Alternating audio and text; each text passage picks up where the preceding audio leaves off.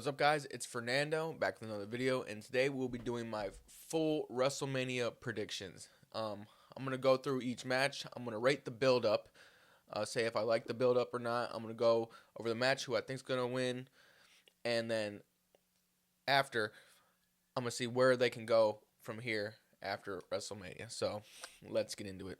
Start off night one. We have the Usos and LA Knight versus The Vision and Speed. Now, this match has been hinted at for a while, with Speed coming in and out of WWE, showing up on a weekly basis, and essentially everyone knows the deal. Speed has got himself into a match that he doesn't really want to be into. Now, the build up for this feud hasn't been awful. I mean, it's nothing crazy. This is how you build up a celebrity match. You don't make it in the main event. You just slightly add them in there, and I feel like this is done right. And in the end, I'm gonna take the Usos and LA Knight to win this. I think that the Vision is just on the downfall, obviously, ever since Seth Rollins left. And then we have Speed in there to take a pin. Austin Theory can even be in there to take a pin. So I don't see a way where they have the Usos and LA Knight lose to this team. Obviously, it's just to get to Speed and get to the fans into this match. So I'm going to take the Usos and LA Knight. And after, I'm not too sure what they do from here.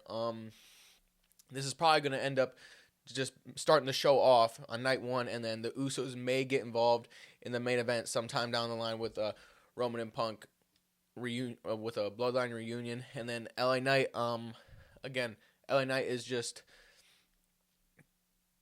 stuck in the same circle over and over and over again in the mid card, not ever going to get that push up to the main event scene. So I'm not sure what they do with LA Knight, but I believe that the Usos will somehow be intertwined into the main event. And then the Vision, we have Austin Theory and Logan Paul. I think it's just going to be the continuation of the lackluster tag team titles, where they don't get any push. WWE puts no effort into them, and they just kind of sit in the back and wander around. And with Logan Paul's personality, they're just going to keep bothering all these teams. They maybe have a match every once in a while on Raw. And for Speed, he's just going to have his moment at WrestleMania, probably go viral, hopefully go viral, and probably go kick rocks after. So overall, I'm excited for the match. The next match we're going to have, I don't know in particular order, but I'm just guessing based on the card, is Drew McIntyre versus Jacob Fatu. Now, this build-up has just been absolutely physical through and through, top to bottom. These two have just been absolutely going at each other, hitting each other, just trying to kill each other, essentially. And it's been good. I've liked it. They don't really have too much to go off of. They don't have much history besides the fact that Jacob Fatu cost Drew the title, and that who kicked Jacob's Fatu in the face and who kicked his teeth down his throat. We still have not got an answer to that yet. I don't know if we ever will get an answer to that. But besides the fact that Jacob Fatu screwed Drew McIntyre out of a title, this was just thrown in as a real physical feud, and it's going to end in a unsanctioned match at WrestleMania. Now, I think the match is going to be really good. Hopefully they show a little bit of blood, but I'm not sure with it being on ESPN. But in the end, I believe they're just going to have Jacob Fatu win, because Jacob Fatu needs this win more than Drew McIntyre. They've just pushed Drew McIntyre to the top with the WWE Championship, and I feel like WWE's like, he got his, and now they're just going to push Jacob Fatu a little harder and make him pick up the win, because he needs it more. Because if Jacob Fatu comes back in his first rivalry or feud, he loses the culmination match, it just wouldn't make any sense to me. So overall, the feud build-up has been really nice, physical. So I'm gonna stick with Jacob Fatu as the winner here. Next, we got the 8-woman tag team match for the tag team champions with Charlexa, the Irresistible Forces, by Bailey and Lyra, and the Bella Twins. Now, this has been WWE has put a ton of resources into this match. A lot of main eventers, and they have been for the past year now, about a year now. And I'm glad we finally have a meaningful women's tag match, especially on the Mania card and with a lot of stars. Overall, I think the build has been okay. It hasn't been absolutely great, but it's just been a continuous cycle of the same thing over and over a week. Just the teams fighting, interrupting each other's matches, getting disqualifications. I wouldn't say it's been bad, but it's just been very meh. I'll give it it's a meh. I think that Nia Jax and Lash Legend will retain the championships. I believe this because they just literally won the championships, and these two have been looking pretty good. Shockingly, they've been looking pretty good. They look big. They look bad. They look really unstoppable. Besides taking a few pins here and there, as a team, they have completely just squashed all these other teams, and for the most part, have been looking like they've stood tall at an end of the segments that they've gotten. And so I'm gonna take Lash Legend and Nia Jax to win it. As for Charlexa, I want to see them split up. I want to see one of them turn on each other, but I just don't know if WWE is going to do that quite yet. I mean, if they want to do it on a big stage, obviously WrestleMania is the place to do it. So I'm going to say that neither of them end up turning on each other. Maybe I'm thinking that it's going to be, they're going to continue building up, and somehow they're going to start getting friction between them over the next few weeks, and then it's going to culminate on a random episode of SmackDown. So I'm going to say that they don't end up turning on each other. Then we have Bayley and Lyra. This is a real weird situation. You have a main eventer in Bayley who can go to the main event at any time, and then you have Lyra. Now, I'm a little bit concerned for these two because if they don't win the match, where exactly do they go from here? I really have no clue. You've already had Lyra in the Intercontinental Championship picture for a while now against Becky Lynch, and that seemed to be burnt out. Like she doesn't need to go back there.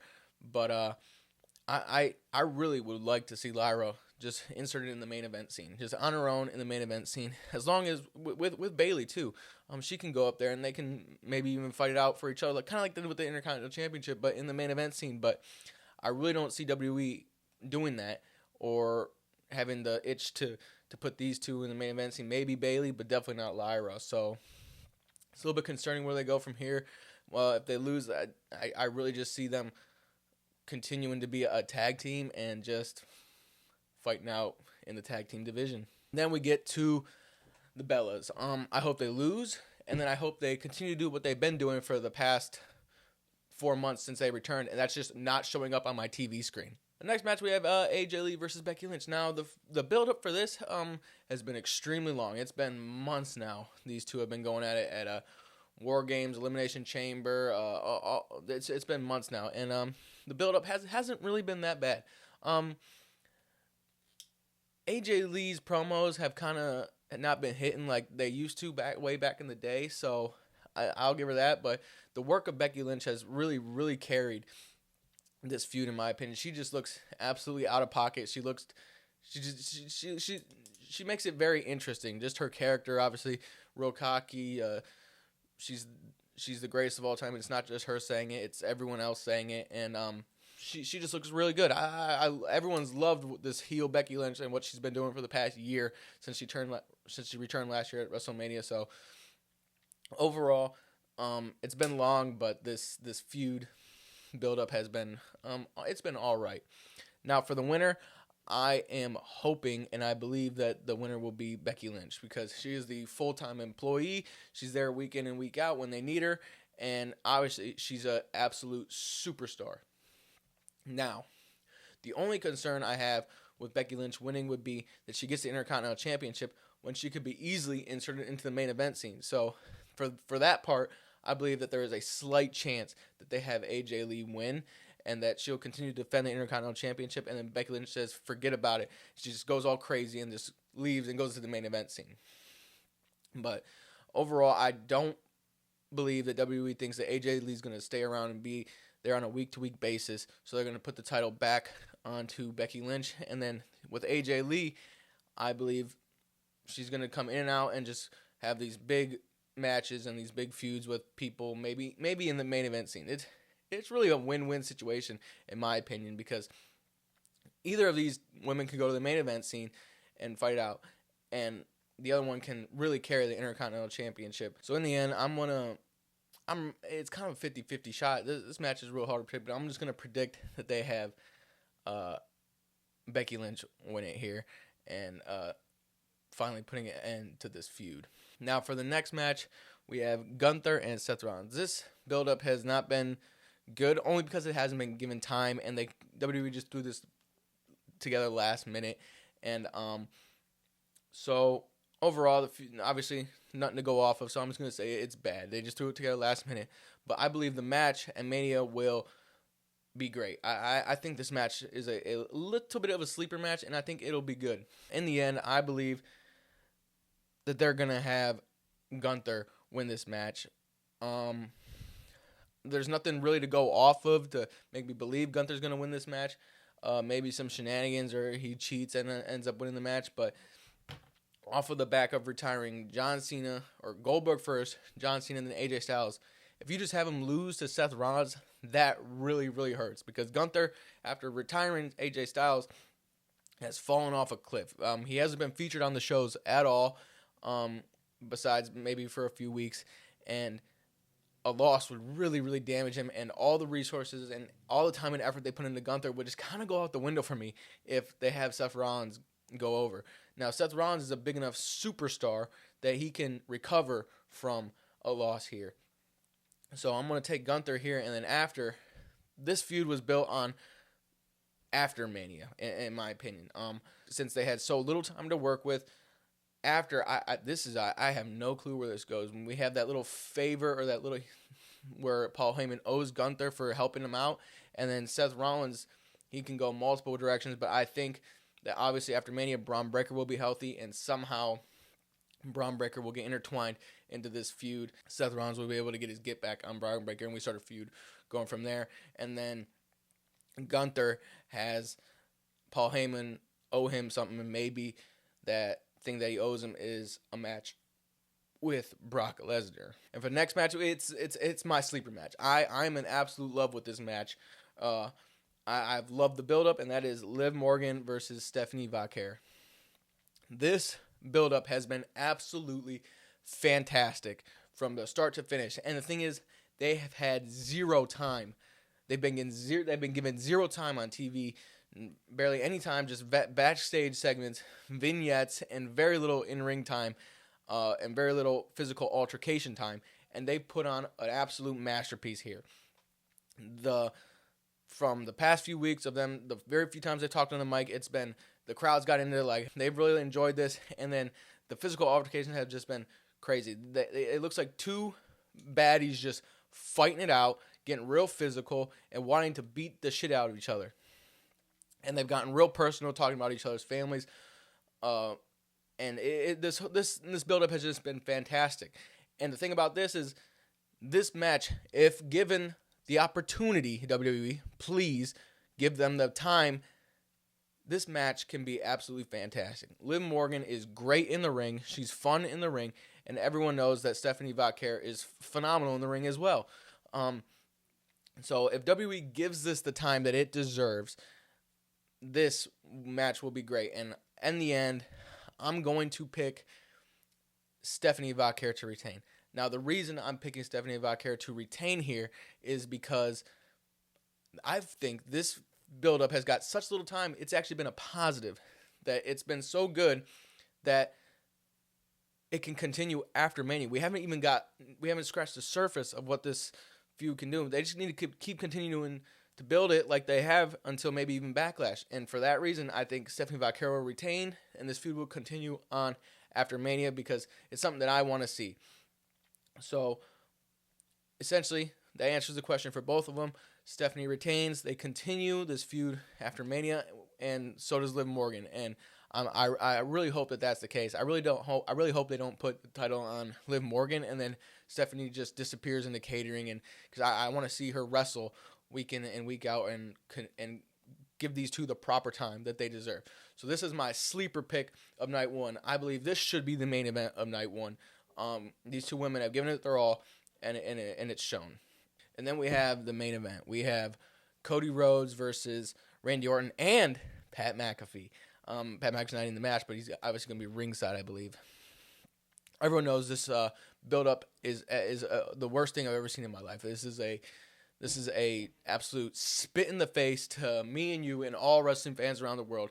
This has been a disaster. It's been a slap in the face. It is horrible. You have Pat McAfee, who doesn't belong anywhere near this feud. It should have been Randy Orton and Cody Rhodes to begin with. Now, I'm going to stay away from talking about that as much as possible because it's just so bad. I don't want to mention it.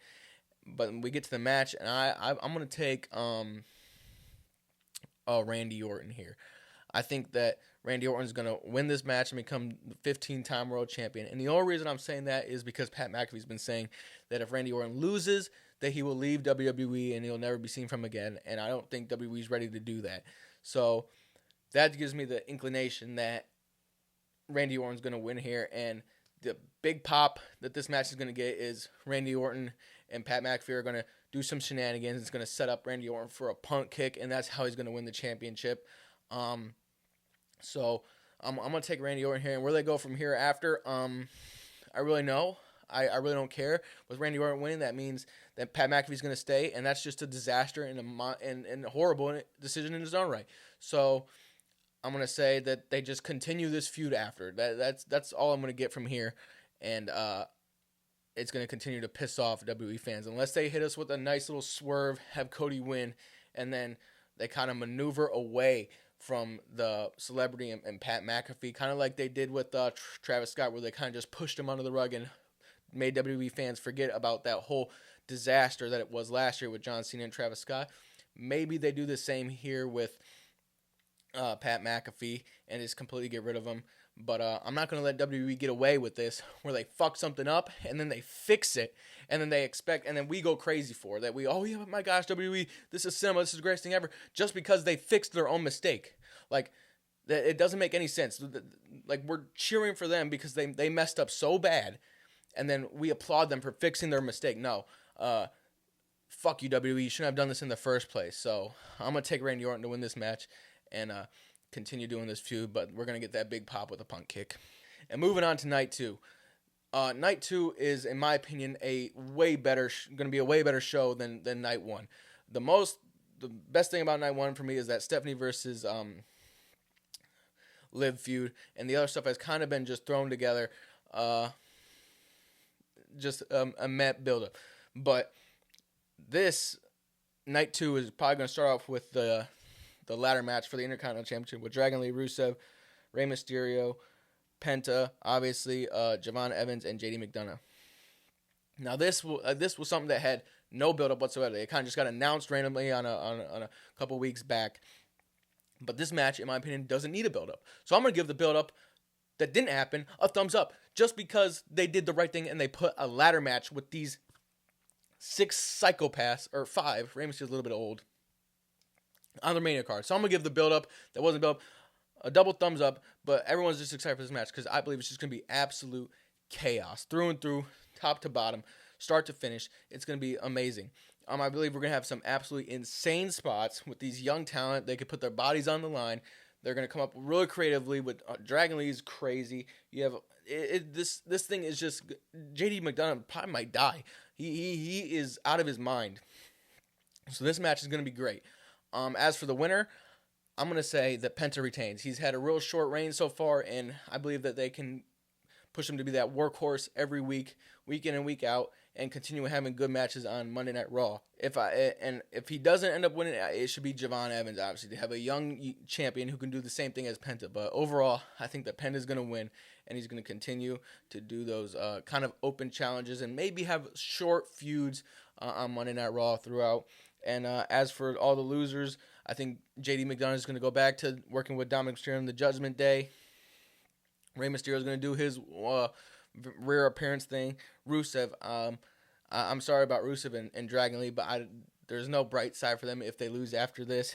And obviously, Javon Evans, he's going to continue being a young star that he's been. So Penta's going to win. Build-up has been non-existent, but good. And this match is going to bang, and it is going to steal the show of night one. And if they put this match on first, it's going to absolutely destroy the crowd. They're going to be crazy, and I feel bad for the people that come up later in the night after this match. And next we have Brock Lesnar and Obafemi. Now the build up for this match has been phenomenal. It's been real simple. They haven't really talked that much, but you have two larger than life personas here, and Brock Lesnar and Obafemi, and these two have just been getting real physical back and forth each week. Mostly with Obafemi coming out on top, making Brock Lesnar look like the underdog. This build-up has been amazing. It's been just so hype. But as for the match, I've been trying to push this in the back of my mind. I think this match is going to be an absolute letdown. Like every single one of Brock Lesnar's matches ever, it's going to be a letdown. We're going to get an absolute pummeling here, and it's going to be a squash match that isn't going to last more than 7 minutes, and it's going to come out with Obafemi as the winner here. There is absolutely no way that they squash Obafemi here and make him lose. I think that would be absolutely catastrophic for the company and for Obafemi if they just have Brock Lesnar win. And so I'm going to take Obafemi here in a very lackluster match. Unfortunately, I don't want to be the bearer of bad news, but that's just my prediction here. And as for after, I think that Gunther and Brock Lesnar are going to build up a feud and maybe even have Gunther retire Brock Lesnar. So that's where I'm going to go for Brock Lesnar from here. And as for Obafemi, when he wins and after he beats Brock Lesnar, there's only one direction from here. And you go have him go to the main event scene and go for a world title. I don't care what anyone says. The hype is just way too real. The fans are absolutely in love with this dude, and he has the aura to go to the main event scene. That way he can go be Obafemi and even show off some of his personality. So in the end, I think it's going to be a lackluster match. Obafemi is going to get skyrocketed to the top, and Brock Lesnar is going to go end up feuding with Gunther. And then we got Sami Zayn versus Trick Williams for the United States Championship. This feud build-up has been a little bit corny, in my opinion, with Little Yachty, Trick, and Sami Zayn. And they just threw the title on Sami Zayn, and it's absolutely criminal what they did to Carmelo Hayes, obviously. So I'm going to take Trick Williams in this match, and I'm going to say this just because I believe that WWE realized that they kind of messed up, like going back to, they made a mistake. They made a mistake with putting the title on Sami Zayn, and I believe Trick Williams' stardom, his star power is just way too big not to just put the title back on him, and then you can have Trick Williams go feud with everyone else, and maybe even feud with Carmelo Hayes. But I'm very disappointed with the WWE's decision to have Sami Zayn on this card. He didn't deserve it. Nobody wants to see Sami Zayn. He is so boring. He is awful. I've had it with watching him on my TV screen. So this is more of a pick from the heart, but I'm going to go with Trick Williams here just to get the title on him, put a little gold on him, which would make him look even 1,000 times even better than he already does, which is good. And as for post, I believe that they're going to have Trick Williams be that cocky guy with the gold, and then Sami Zayn is going to go back to bullshitting. Maybe even if they reunite the bloodline, he'll go back to there, or he'll have some type of a character change after Mania trying to get back the United States champion or even a world title. I don't know, but I'm sick of seeing Sami Zayn, so I don't really care what they do with him, but I just want Trick Willie with that gold. And now we have my least anticipated match of the whole weekend. We have Jade Cargill versus Rhea Ripley. Now this feud build-up has been an absolute disaster. It's been horrible. Jade Cargill has sucked, and they try to force Io into it with getting a beat down in the last week, and it's been real lackluster. No, I don't care about this match. I don't care about Jade Cargill. It's hurt Rhea Ripley's stock, which is kind of hard to do. So in the end, I'm going to take, just because I had Stephanie retaining the other women's championship, I'm going to have, we have a new women's world championship in Rhea Ripley. And this way she can continue. SmackDown has lacked main eventers for the world title scene, so she'll be able to go to SmackDown, carry that division. It's kind of wishful thinking here, and Jade Cargill just goes back and is not to be seen again. She needs a lot of work, in my opinion. She needs a lot of work to be done to become a main event here. Now, the only possibility that I would be just a slight bit okay if Jade Cargill won is if Bianca Belair returns. So I'm going to have myself a way out, and I'm going to say that if Bianca Belair was to return, Jade Cargill's obviously going to win. But overall, I think for the company and for the product, and for the fans, I'm gonna take Rhea Ripley here. Obviously with that caveat, with if Jade wins, then Bianca's gonna return. So overall, build up awful match. I don't think it's gonna be particularly good, but we might get that pop if Bianca returns, or we're going to get that pop if Rhea wins. Next, we have Finn Balor, the Demon Finn Balor, versus Dominic Mysterio. Now, this build-up has been kind of non-existent, too. They haven't featured it too much on Raw, which I think is a little bit of a shame. But just the heel turn itself, or not the heel, yeah, pretty much the heel turn by Dominic Mysterio again, and the face turn of Finn Balor, I'm going to give this build-up a thumbs up, just because we finally got a face Finn Balor, and we're getting the Demon Finn Balor here at Mania. So I'm going to give the build-up a thumbs up. As for the winner, it's pretty obvious. The Demon Finn Balor is gonna destroy Dominic Mysterio. Complete domination by Finn Balor or whatever. But from here, I'm not too sure exactly where they go from here. Like the Stephanie and Liv feud, it's got so little time that it has more room to work with. I believe that either they're going to continue this feud after Mania, and neither of these guys is going to get a main event push like I believe one of them deserve, and WWE hasn't been treating Finn Balor like a main eventer for the last 10 years. So I'm going to take the Demon Finn Balor here with a okay build up for this feud. And as for post WrestleMania, I think they're just going to continue this, and then maybe somehow have a Judgment Day implosion, and Liv and Dominic go and do their own thing. I really have no clue where they go from here, but I'm interested in the match, and obviously I'm interested in the spectacle that is the Demon Finn Balor.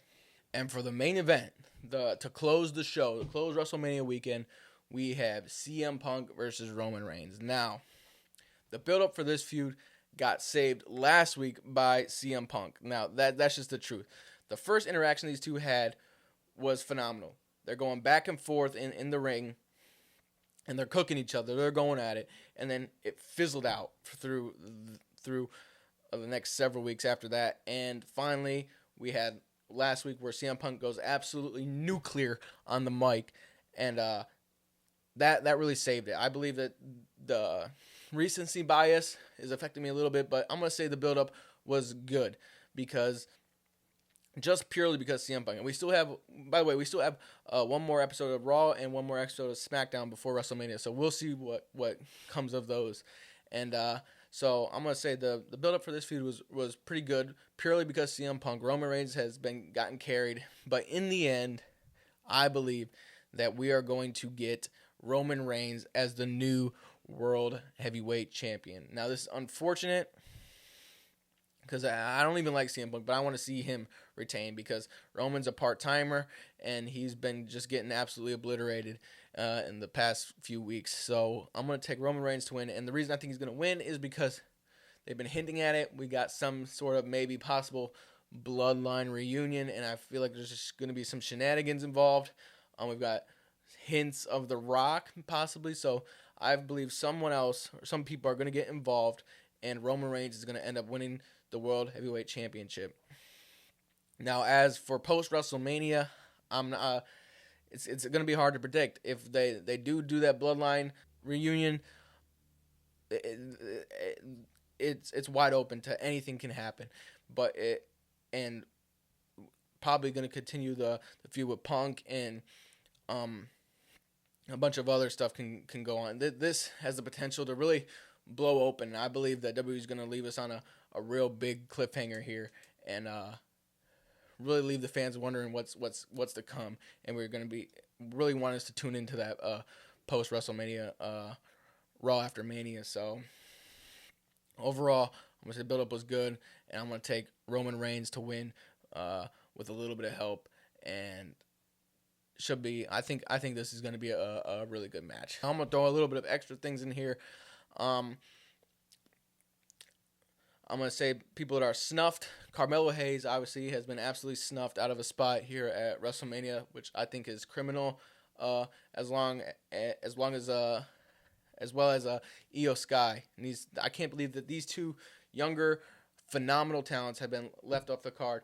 And every year, everyone knows that there's this segment with either a legend returns or something.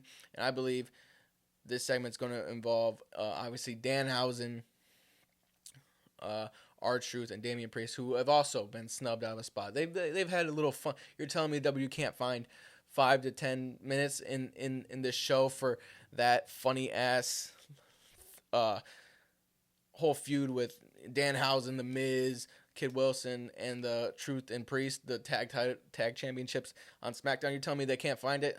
Obviously, WWE has blown that up, and it's been absolutely great. It's been really entertaining, but I believe that they will all somehow be either featured in backstage segments or even in the ring segments, like possibly with a Stone Cold and Kid Wilson calling him toxic. So I hope we get a fun segment with at least some of those people here at Mania. And as for the card in totality, I think it's been overall okay build for the whole entire Mania as a whole. Some feuds haven't gotten a lot of time, or some feuds have been just kind of just thrown together and kind of just announced. But overall, I think Night 2 is going to be way, way, way better than Night 1.